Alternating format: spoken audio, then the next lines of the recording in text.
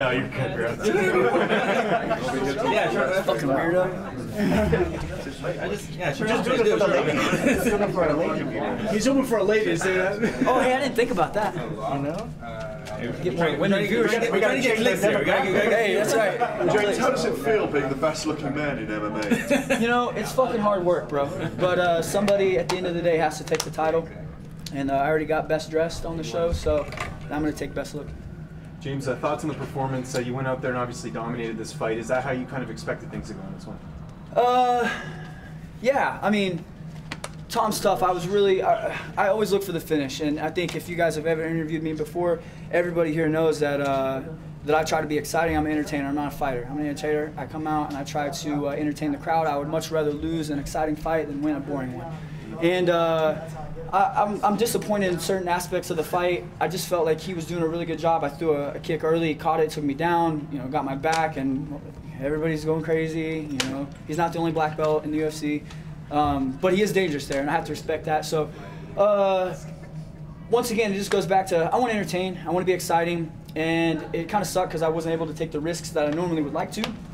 But at the end of the day, yeah, I mean, I figured he would hang around and you know, take some of those shots. I did not think he would take all of them, though. I thought I would finish him. I hit him with a couple flush head kicks. I hit him with a couple flush knees right on the button. And for most people, it's lights out, but not for Tom. He's a savage. He keeps coming forward. And I got all the respect in the world for him. And how much credit does this win go to your team at Factory X that you've been working with? It seems like you've really sort of evolved since you started training there. Yeah, I mean, I'm obviously my home gym, Glory MMA Fitness, but I mean, I want to give all my credit to improvement to Mark Montoya at Factory X in Denver. I think there's in the game of training, I think there's good training partners, and training partners are a dime a dozen. You can find good training partners, and you don't have to have somebody in the UFC to train with every day. And I think there's good coaches. I think good coaching is a dime a dozen, and I really do believe that.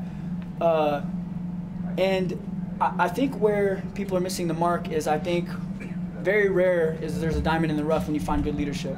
And I think with Mark at Factory X, I think that's what I've found the missing piece of the puzzle. And I'm a leader in my gym, but Mark has really done a good job of taking the general role. And you know, whenever I go to battle, not just with him, but with Tim Elliott, LC Davis, I have such an awesome corner. So it's when these guys ask me to do something, it's easy for me to let's just do it. You know what I mean? So I respect all these guys to the utmost level. So whenever they say something, it's how high for me. You know what I mean? How do you feel at 170, and is that where you want to stay? How did I look at 170?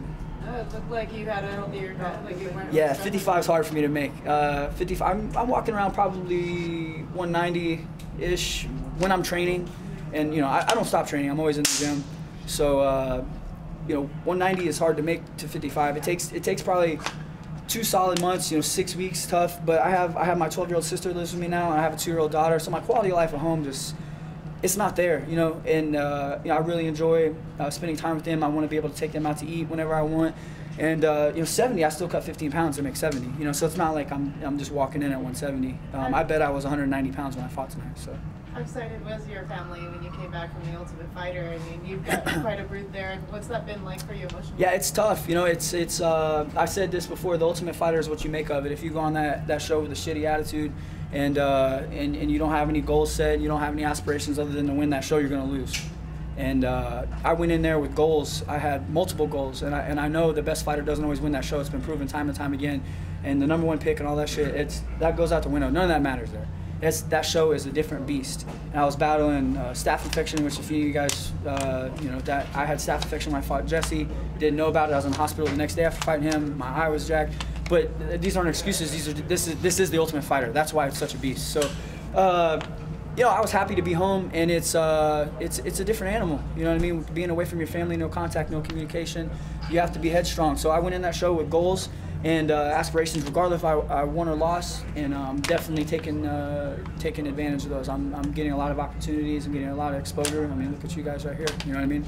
I've never seen a line like this ever, outside of any of my other wins. So my goal is accomplished. How does this work, James, as far as Reebok fights? Because you're not wearing Reebok. Does it count? Yeah, hey, we had some fucking problems with that. We got it fixed though. They took care of me. So yeah. What did you do? What was the issue, and how did you fix it? Well, the issue is like when you're on the show, you're technically not a Reebok sponsored athlete. You're not really a UFC athlete yet. You know what I mean? So they sign you for a one-off.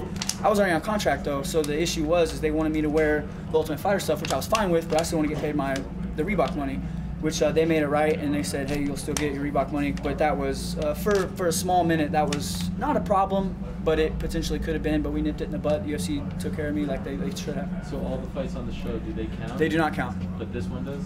I don't even believe this one does, but I still get paid for my. I'm not sure about this one. I know the ones on the show do not count. I'm 50-50 on this one. I'm not sure. Okay. But I know whenever I signed the contract, it basically said from filming, and they said, well, you're not going to get your Reebok money. I said, look, I signed a contract that basically says, hey, from start to end, this is way past filming. You know what I mean? We're in July. That was March 1 that we ended filming, I think. So they did the right thing. They took care of me though. And I had heard, and correct me if I'm wrong, that you going on the show, I mean, you were the only active UFC fighter, was kind of like, you know, I don't know if the last hurrah is the right thing, but that you were starting to think about the next chapter of your career and you wanted to win. Who the fuck told you that? So is that inaccurate? No. Inaccurate. Yeah. Oh yeah. I'm sorry. So you're gonna keep going. Look, man.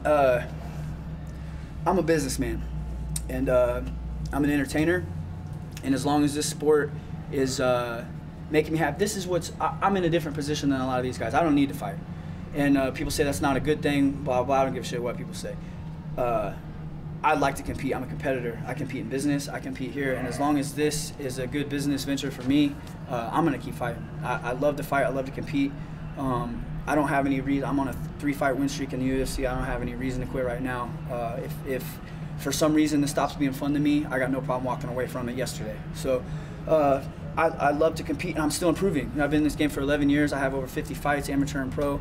And with Mark, we're still getting better every day. So, I mean, I don't see any reason for me to quit. I don't see any reason for me to even talk about it quite yet. Okay. This is a new weight class for you. Who do you want to fight next? Do you have in mind just being at 170 now? Yeah, it's kind of a talk for us. You know, we were not really sure. 55 is difficult, man, and 70 it's not hard, but it's not easy either.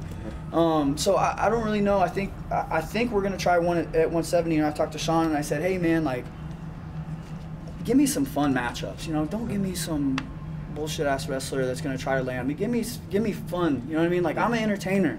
I don't give a shit about rankings, title, all that bullshit. You guys can criticize me all you want. I don't care about that shit. I want to make money and I want to entertain. Now, if that means me climbing up the ladder on the way, then let's do it. You know what I mean? But I want to be in fun fights. You know what I mean? And I hope I entertained tonight. I think I did. I hope I did my job. But it takes two to tango, ultimately. But I think we're going to try 170 and see what that looks like. If they can give us an exciting matchup, I'd love to do that. If not, then I'll make my way back to 155. The cut's a little bit easier now. When I was in the hospital for a couple weeks, I lost a lot of weight. I lost probably 15 pounds in there. So it made the cut a little bit easier. But you know, I should say my walk weight's a little bit lower. I haven't cut to 55 in almost 2 years though. So. Who's two is 170 like Tango would think it'd be an exciting fight? Say it again. Who's two people that you think your style matchup with for a fight at 170? Man, that's your guys' job.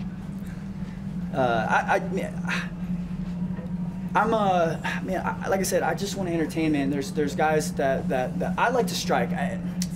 I'm a black belt in jiu-jitsu. I know the people want to see striking though. You know what I mean? The majority of casual fans want to watch striking. Yeah, sure. So I've completely adapted my game to do that. You know, and whatever. I really don't care, man. I wish I had a good answer for you because there is good answers out there. If you guys start rattling off names, I'll give you yes or no. Anybody that likes to strike, anybody that's exciting to watch, those are the guys that I want to fight. I don't want to fight boring ass people that want to lay on you and look for decisions. But you can be exciting on the ground. You know what I mean? Like I said, I'm a black belt for a reason. I enjoy jiu-jitsu. I enjoy wrestling. But I just want to be in exciting fights. You know what I mean? I hate people trying to, point system dudes. I want people to try to finish me. You know what I mean? Because it makes it easier to finish them. I want high risk takers. I want, crazy shit. You know what I mean? Like that's the fights I'm looking for. Those are fun for me. Those entice me. I'm excited to solve the puzzle. Do you get knocked out in the process? Oh yeah, I don't give a shit. Dude, I've been beat up in front of millions of people I don't give a fuck, bro. It doesn't matter. You know what I mean? That's the thing. That's what makes me dangerous is I don't care if I win or lose. I don't need this shit. My paycheck's coming in regardless, bro. you're also developing into quite the coach as well. Am I?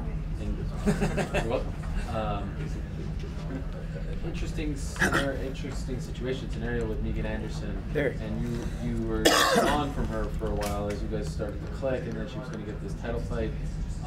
Could you give us an update on how she? You said I was gone? Well, you went to do the show.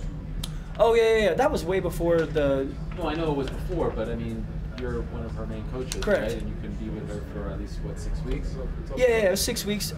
We talked about it before. There was no fight really put in play, and she had just finished. She fought in January, right? yes. So the way we had discussed it is my coach Mark. She comes out there with me every once in a while. So if by any chance that there was a fight that we had to take, she would go to Denver and train with him. Okay. So we had everything taken care of, and but right after I got out, we pretty much went to work on the Cyborg fight, and that didn't happen. So. How's she doing? How's she handling that? She's a winner, man. She'll figure it out. It's a tough situation to have your dream put in front of you and then not be able to compete. But I think the path is going to be the same. It's just going to take a couple speed bumps to get there. You know what I mean? Okay. And just last thing for me, was it difficult at all in the Ultimate Fighter when you get in there and there are guys who are like really desperate to get back to UFC who haven't been in UFC for quite some time? You're there. Yeah. You established yourself. Was it at all humbling to put yourself on their level and say like, okay, I can't think of myself as above these guys because I'm already there. They're trying to claw back. You still have your spot, right? Yeah. That was the assumption that no matter, regardless of what happened, I had a spot. That would be just stupid of me to do if anything. I wanted that to be very clear before I went in. Because like I said, that's the beast of the Ultimate Fighter. You know what I mean? The best fighter on the show very rarely wins. You know what I mean? Like it happens for sure. I mean, but in the majority of the case, like you see guys that won the show and aren't doing well, and guys that didn't win the show and that are doing better. It's a tough animal. It's a different type of thing. It's so different. I mean, the whole process is completely flipped upside down. I mean, if you guys look at what happened tonight, so I have an opponent. You guys didn't know about it. I knew about it though. Opponent, set date, venue, training camp. You have everything planned out. To whereas on the show, it's the complete opposite of that. You don't know who you're fighting, when you're fighting. You could be potentially fighting somebody you're talking to and sleeping next to. You could be fighting a teammate, somebody else from the opposite team. You have no idea about anything. So it's just a completely different format, and it's much different than fighting out here. It just is. It's hard to explain. It's just different. I fought in front of 20 people before in regional shows, and I fought in front of X amount on the biggest shows that I fought on. Whatever. It's just different, man. It's just different. So yeah, it's a tough deal, that show. By the way, why did they pick you of all the active fighters? Why were you? I picked them. You picked them. You asked them. Oh, okay. So they weren't going to have an extra fighter. No, they asked a lot of people. I was just the only one that chose to do it. Okay. It was something I wanted to do. I still had a chip on my shoulder from the last time. It's people are like, why'd you do it? It's a stupid move for you. Man, I don't care what other people think, man. And I did it because I wanted to do it, and I feel like I missed out on that once in a lifetime experience. And to answer your question, or to answer anybody's question, is why'd you do the show? It's because I wanted to. I just wanted to do it. It's something I wanted to do. I've had over 50 fights. I've been down this road a bunch of times, and I wanted a new experience. Thanks. Good? Thank you, guys. Thank you.